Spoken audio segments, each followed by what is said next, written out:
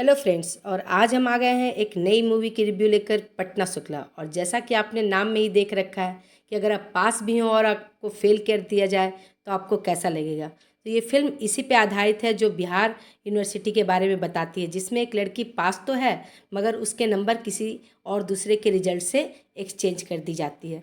तो ऐसा आपके साथ भी शायद हुआ होगा कभी। मैंने खुद महसूस किया है, मेरी बिटिया के साथ भी ऐसे ही हुआ था। नंबर एक्सचेंज तो हो गए थे बट उसको हम लोग चेंज नहीं कर पाए, क्योंकि इसके प्रोसेस बहुत लंबे होते हैं।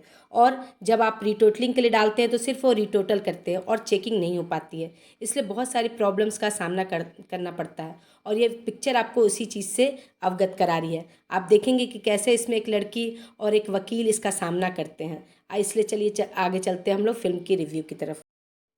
इस फिल्म में दिखाया गया है कि रवीना टंडन, जो कि एक लॉयर होती हैं और उनका नाम तन्वी शुक्ला होता है पिक्चर में, वो कैसे अपनी पूरी लड़ाई लड़ती हैं और कैसे उस लड़की को इंसाफ दिला रही हैं। इसमें रवीना टंडन को दिखाया गया कि वो एक हाउसवाइफ है और अपनी लाइफ में बहुत खुश है, अपने पति और बच्चों के साथ अपनी लाइफ को एंजॉय कर रही है। उनके पति भी एक कंपनी में इंजीनियर हैं और बेटा भी पढ़ने के लिए जाता है, जो कि 5 साल का है। और इसी के बीच वो बहुत सारी छोटे छोटे केसेस लेते हैं और उनको लड़कर बहुत खुश हुआ करती है। बट अचानक ही उनकी ज़िंदगी में एक बहुत बड़ा टर्न आता है, जब उनकी ज़िंदगी में एक लड़की आती है जिसका नाम है रिंकी, जो उन्हें बताती है कि कैसे वो उसे 60 मार्क्स से ऊपर आने चाहिए। बट वो फेल कर दी जाती है और उसे मात्र 33% आते हैं। इसके लिए वो केस लड़ना चाहती है और वो तन्वी शुक्ला से ये रिक्वेस्ट करती है कि प्लीज़ उसका केस लड़िए। इसके लिए वो किसी भी तरह से पैसे जमा कर उन्हें देने के लिए तैयार हो जाती है। और अंत में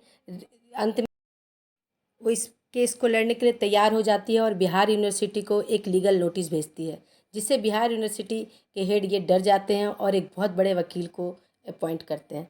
बट उस वकील को लगता है कि ये बहुत छोटा सा केस है और उसे लेना नहीं चाहता है और वो जल्दी ही इसे खारिज करना चाहता है कि ये केस किसी छोटे मोटे व्यक्ति का नहीं है, बल्कि वहाँ के बिहार के बहुत बड़े एक पॉलिटिशियन का है, जिसके रिजल्ट को उस रिंकी शुक्ला के रिजल्ट से बदला गया है। इसके लिए वो जी तोड़ मेहनत करता है और चाहता है कि किसी भी तरह से इस केस को खारिज कर दिया जाए। बट इसके लिए तन्वी शुक्ला पूरे ज़ोर शोर से जुड़ जाती है और पूरी तरह से जाकर विश्वविद्यालय के अंदर जाकर लोगों से पता लगाती है कि आखिर प्रॉब्लम क्या है।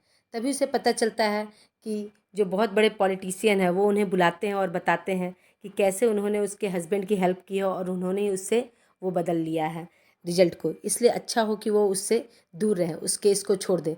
पर तन्वी शुक्ला हार नहीं मानती है और तब भी वो उससे जुड़ी रहती है। इसके लिए उसके एवज में उसके पति पे करप्शन का केस लगाया जाता है और उसको बहुत परेशान किया तक जाता है, यहाँ तक कि उसके घर को भी इलीगल नोटिस दी जाती है और तोड़ दिया जाता है।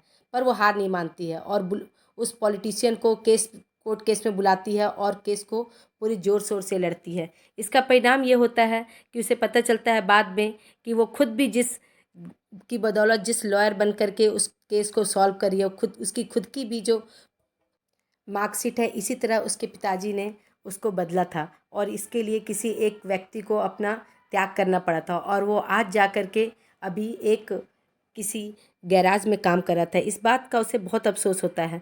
इसके लिए वो फिर से कोशिश करती है और पूरे सिस्टम के खिलाफ लड़ती है। इसके लिए वो वहाँ के लोगों को भी बुला के लाती है, जिससे कि कोई तो राज पता चल जाए। बट वो सारे लोग पैसे खाते हैं और उनसे मिल जाते हैं।